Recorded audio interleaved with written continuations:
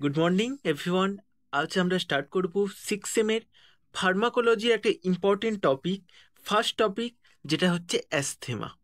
Drug acting on respiratory সিস্টেমের আন্ডারে এটা পড়ে। এবার আমাদের অ্যাস্থেমা কি? অ্যাস্থেমা একটা ক্রনিক ইনফ্ল্যামেটরি ডিজিজ, যেখানে আমাদের সবচেয়ে বেশি অ্যাফেক্টেড হয় রেসপিরেটরি এয়ারওয়েজ, মানে যার থ্রু দিয়ে আমরা অক্সিজেনকে ইনহেল করি, অক্সিজেনকে এক্সেল করি, সেইটা সবচেয়ে বেশি অ্যাফেক্টেড হয়। আমাদের ব্রেথিং প্রবলেম স্টার্ট হয়, আমাদের প্রডিউস হয় ব্রেথিং সাউন্ড প্রডিউস হতে থাকে যখন অক্সিজেনকে আমরা ইনহেল করি, অক্সিজেনকে এক্সেল করি। এবার এর প্যাথোফিজিওলজির ক্ষেত্রে এর কোনো এক্সাক্ট প্যাথোফিজিওলজি এখনো পর্যন্ত পোস্ট ক্লিয়ার হয়নি, তবে এর পেছনে কিছু কন্ডিশন আছে, কিছু থিওরি আছে যারা অ্যাস্থেমাকে ট্রিগার করতে পারে। সেইগুলোই আমরা আজকের ভিডিওতে বোঝার চেষ্টা করব। এটা আমাদের ফার্স্ট ভিডিও, ফার্স্ট চ্যানেলের। First, genetic and atopic tired. Genetic and atopic tired mean এমন কিছু যেটা জেনেসিসের থ্রু এসছে, মানে ফ্যামিলির কারো আগে অ্যাস্থেমা ছিল, তাহলে হাইলি চান্স থাকে পরের জেনারেশনে অ্যাস্থেমা হওয়ার, বা এমন কারো যার অ্যাটোপিক ডার্মেটাইটিস আছে, মানে স্কিনের ডিজিজ আছে, সেই ক্ষেত্রেও অ্যাস্থেমা হওয়ার হাইলি চান্স থাকে। আমাদের অ্যাটোপিক অ্যালার্জিক রাইনিটিস থাকলে, মানে ইনফ্লামেশন হলে নোজ মিউকোসা, মানে নোজ যার থ্রু এয়ার ইনহেল করছি, সেখানে যদি কোনো ইনফ্লামেশন থাকে, তাহলে সেই ক্ষেত্রেও আমাদের অ্যাস্থেমা হওয়ার চান্স থাকে।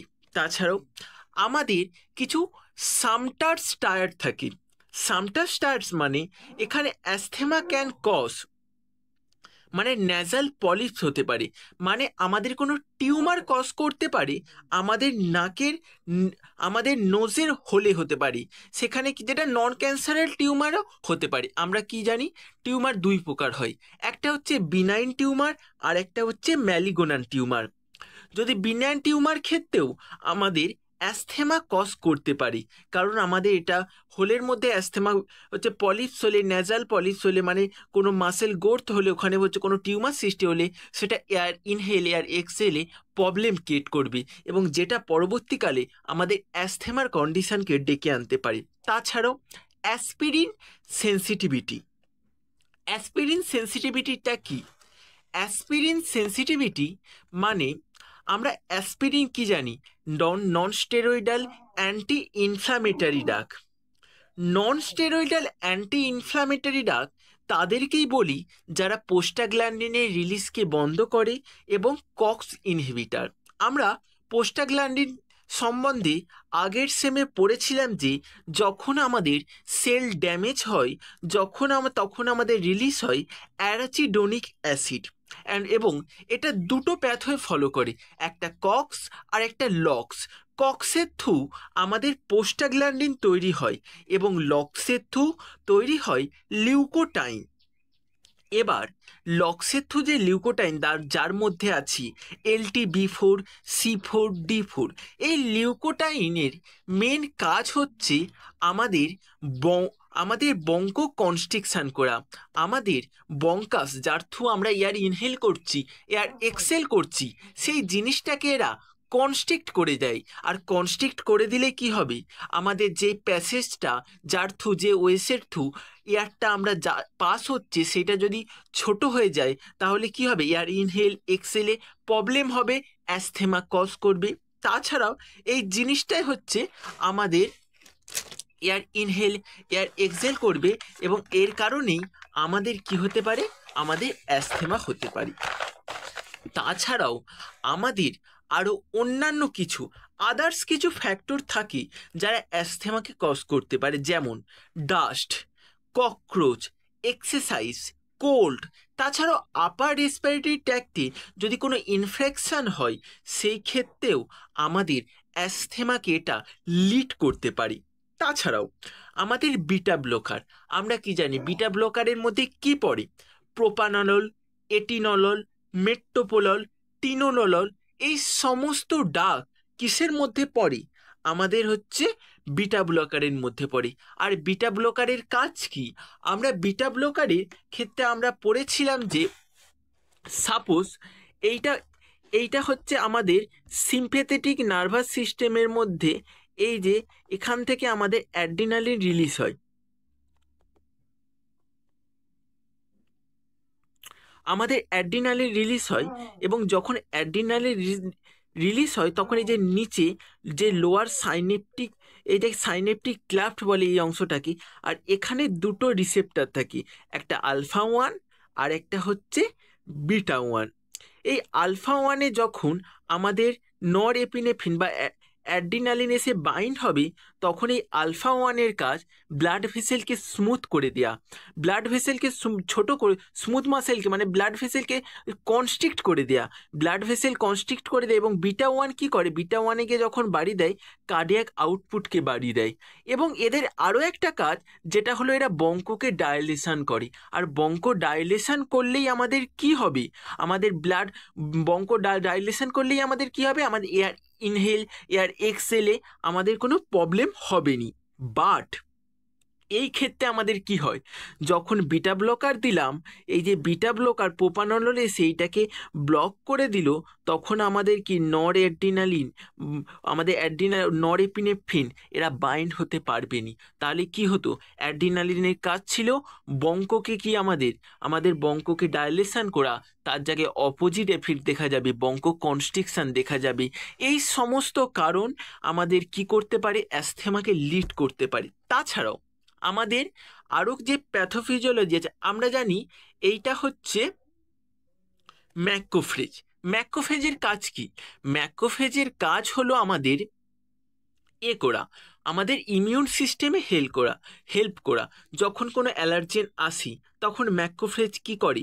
ওই জিনিসটাকে এনগাল্প করে নেয়, এবং এনগাল্প করার পর ওই অ্যালার্জেনটা ম্যাক্রোফেজের ভেতরে আসে, এবং ওই অ্যালার্জেনটা ম্যাক্রোফেজের ভেতরে আসার পর তারপরে ওই জিনিসটাকে লাইসোজোম ভেঙে ফেলে, অ্যালার্জেনটাকে ছোট ছোট টুকরো করে ভেঙে ফেলে, এবং ভেঙে ফেলার পর MHC-2, এটা MHC-2 এটা হচ্ছে এক প্রকার কমপ্লেক্স, যেটা কি করে? ওর একটা স্মল ফ্র্যাগমেন্টকে, অ্যালার্জেনটাকে টুকরো করার পর একটা ছোট ফ্র্যাগমেন্টকে এখানে রিপ্রেজেন্ট করে। এবং এখানে রিপ্রেজেন্ট করার পর কি হবে? ওখানে রিপ্রেজেন্ট করার পর আমাদের টি লিম্ফোসাইট এখানে আসবে, এবং টি লিম্ফোসাইট আমরা কি জানি? এই যে স্মল ফ্র্যাগমেন্টটাকে বাইরে রিপ্রেজেন্ট করছে, তখন সেটাকে দেখে টি সেল অ্যাক্টিভ হবে। আর টি সেলের রিসেপ্টার যখন অ্যাক্টিভ হবে, এবং ম্যাক্রোফেজ এবং টি সেল দুজনে বাইন্ড হয়ে সাইটোটক্সিক রিয়াকশান করে, এবং তখনই রিলিজ হয় আমাদের সাইটোকাইনিন। আর সাইটোকাইনিনের মধ্যে আমাদের কি পড়ে? ইন্টারলিউকিন-4, ইন্টারলিউকিন-5, এই সমস্ত কেমিক্যাল মিডিয়েটার পড়ে সাইটোকাইনিনের মধ্যে। আর এরা যখনই রিলিজ হবে, তখন কি হবে? আমাদের প্লাজমা বি সেল যে অ্যান্টিবডি বানাতো, তাকে অ্যাক্টিভ করবে ইন্টারলিউকিন-4। আর ইন্টারলিউকিন-4 যখন প্লাজমা বি সেলকে অ্যাক্টিভ করবে, তখন কিছু অ্যান্টিবডি আমাদের অ্যাক্টিভেট হবে। আর এই সমস্ত অ্যান্টিবডিগুলো, কিছু অ্যান্টিবডি তো ব্লাড ভেসেলের থ্রু তো থাকবেই, আবার কিছু অ্যান্টিবডি পরে চলে যায় মাস্ট সেলে। আমরা কি পড়েছিলাম আগের সিলেবাসে? হিস্টামিন পড়েছিলাম, যেখানে কিছু অ্যান্টিবডি আমাদের মাস্ট সেলের ওপরে গিয়ে বাইন্ড হয়েছিল। সেখানে গিয়ে যখন আবার এলার্জেন বাইন্ড হয়েছিল, মাস্ট সেলের ভেতরে আমাদের PIP2, আমাদের IP3 ড্যাক প্যাথ হয়ে চলেছিল, এবং ক্যালসিয়ামের ইনডিউস ঘটেছিল মাস্ট সেলের ভেতরে। তখন আমাদের কি হয়েছিল? আমাদের মাস্ট সেল ব্লাস্ট হয়েছিল, হিস্টামিন, পোস্টাগ্ল্যান্ডিন, হেপারিন, লিউকোটাইন এই সমস্ত রিলিজ হয়েছিল। আর এরা যখনই রিলিজ হবে, তখনই আমাদের কি হবে? আমাদের বঙ্ক কনস্ট্রিকশন হবে, ব্লাড ভেসেল ডায়ালেট হবে, বঙ্ক কনস্ট্রিকশন হবে এবং ব্লাড ভেসেল ডায়ালেট হবে। আর মানে সেই লিউকোটাইন যখনই রিলিজ হচ্ছে, তখনই আমাদের ব্লাড ভেসেল ডায়ালেট হচ্ছে আর বঙ্ক কনস্ট্রিকশন হচ্ছে।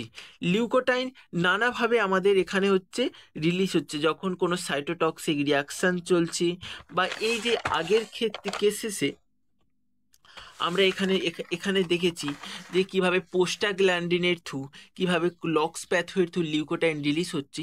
এই সব কেসেসেই আমাদের লিউকোটাইন যখন রিলিজ হচ্ছে, আলটিমেট রেজাল্ট আমাদের কি হচ্ছে, আমাদের বঙ্কো কনস্ট্রিকশন হচ্ছে, স্মুথ ব্লাড ভেসেল ডায়ালেট হচ্ছে।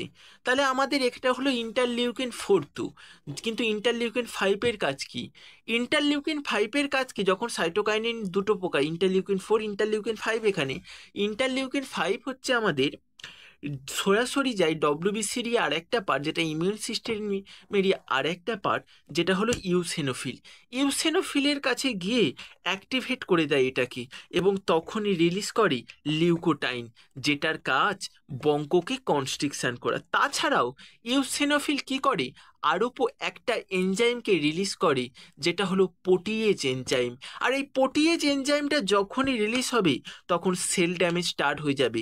সেল ড্যামেজটা কোথায় স্টার্ট হবে? আমাদের বঙ্কাসে হবে, আমাদের রেসপিরেটরি ট্র্যাক্টে হবে।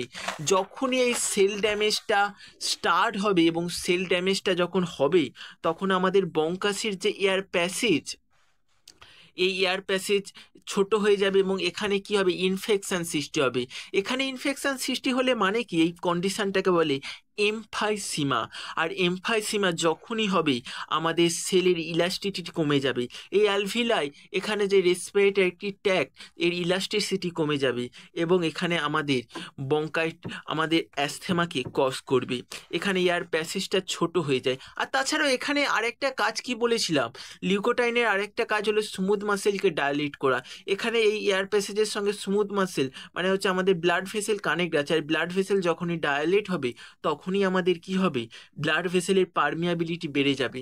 ব্লাড ভেসেলের পারমিয়াবিলিটি বেড়ে গেলেই আমাদের কি হবে, এখান থেকে ফ্লুইড পাস হয়ে এই স্মুথ যে আমাদের এখানটা যে লিউমেন আছে, সেখানে গিয়ে জমা হবে। সেখানে গিয়ে জমা হয়ে কি হবে, ফ্লুইডের অ্যাকুমুলেশন হবে। মিউকাসা মানে কাফের প্রোডাকশান বেড়ে যাবে।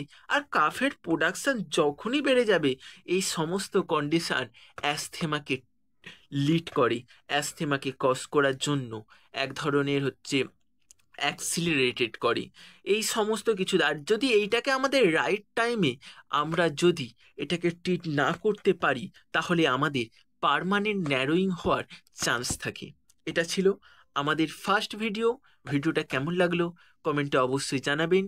নেক্সট পার্টি আমরা আলোচনা করব অ্যাস্থেমার ট্রিটমেন্ট নিয়ে। আজকের ভিডিও এতটুকুই।